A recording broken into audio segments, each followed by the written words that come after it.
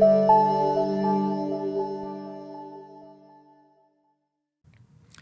everyone! So when you are thinking about the variety of funding vehicles for your organization, the traditional ones that most of us think about involving are equity and debt, or borrowing money. There is a third category that includes elements of both equity and debt. I call these hybrids. As a reminder, equity funding consists of receiving resources today, but trading away a portion of ownership in your business. And debt involves receiving capital today but having to pay it back at a predetermined strict timeline that can put limits on the growth and flexibility of your business. So let's turn to hybrids with a couple of examples. Starting off, we'll talk about something called convertible debt.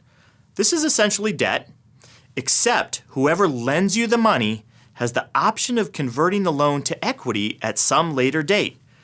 This sounds great for the lender, but what's in it for you, the founder and principal owner of the business? First, let's say you want to borrow $10,000 for your business, and the lender is going to charge you 10% interest a year, plus you need to pay the loan back 5 years from now. You approach the lender with the idea of convertible debt, and the lender is intrigued. In most cases, lenders think first and foremost about decreasing risk and protecting their money. So they'll have you sign an agreement limiting the risk of the money. For example, they may tell you that you cannot merge with another company, pay dividends, or split your company into pieces without getting their permission. They may also make you keep a certain amount of cash on hand, even if you need it to pay for something for your business. Why does the lender think like this? Because no matter how well your business performs in the future, the lender doesn't get any more than the 10% interest and the repayment of the $10,000. Simply put, there's no upside potential, only downside risk for the lender. So how does convertible debt change all this? Simply speaking, the lender gets something in addition to the loan and now has a vested interest in the upside of your business.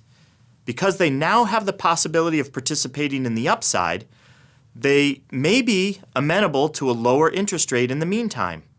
So instead of a 10% annual interest rate and repayment of the $10,000 in 5 years, the agreement may be to, for example, pay only 6% annual interest. So right away, you're reducing the fixed cost to your business. At some point over the next 5 years, though, the lender has the right to convert the loan into shares of equity at a predetermined rate. For example, you might specify in the agreement that the lender can trade the $10,000 loan for 8% ownership in the business anytime within the 5-year horizon. If the conversion happens, you no longer have to pay interest, nor do you have to repay the principal, but you will take on another owner who is formerly your lender. How is this good for you? Think about it from the lender's perspective. The lender will only convert the loan over to equity if your business has become more valuable and is succeeding.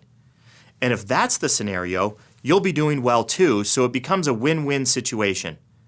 At the end of the day, from your perspective, with convertible debt, if your business is growing more slowly than anticipated, then you'll have a loan but at a much lower rate of interest than the traditional debt rate. And if your business does better than expected, then you'll be doing better and so will your new owner or partner. Finally, for convertible bonds, sometimes they're created so that the debt and the conversion feature can be separated. For example, you may have a loan of $10,000 with a 6% annual rate of interest. Then you give the lender something called a warrant that allows for new shares of equity to be created, but the debt doesn't disappear if that happens. And the warrant can be sold to a third party by the lender. So here's how it might look. You borrow $10,000 at 6% interest per year for 5 years. The lender also gets the warrant that allows the lender to invest another $10,000 later for, say, 6% equity in your business. But the lender does not have to invest in the business if they don't want to. And the lender can take that warrant and sell it to someone else. It's similar to convertible debt in some ways, but the existence of the warrant makes it somewhat unique. Now on to the second example of a hybrid form of financing called preferred equity. This one is actually a little simpler than convertible bonds. For preferred equity, someone would provide you with money, and in return, you provide them with a fixed rate of return each year. That's it. Let's say you and I decide that I provide you with $20,000 and you pay me a rate of return of 9% per year, or an annual payment of 9% times the $20,000, or $1,800. To be honest, many of these payments are made quarterly, so let's call it $450 every 3 months. The $20,000 does not have to be paid back, but instead the owner of this preferred equity can sell their preferred shares to someone else who may want a cash payment of $450 every 3 months. Note that preferred equity does not represent ownership in the business, so you're not diluting ownership by granting preferred equity to someone. But since it doesn't need to be paid back, it feels like equity.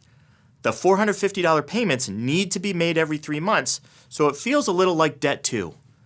Also, most preferred equity arrangements are what's called cumulative. This means that if your business is running low on cash because you're busy trying to grow, you can choose not to make the $450 payment that quarter, but then you need to add that payment to another future payment. In other words, you have the flexibility to delay these quarterly payments. So not quite like debt, but not quite like equity either. These are the two most common forms of hybrid financing techniques: convertible debt and preferred equity.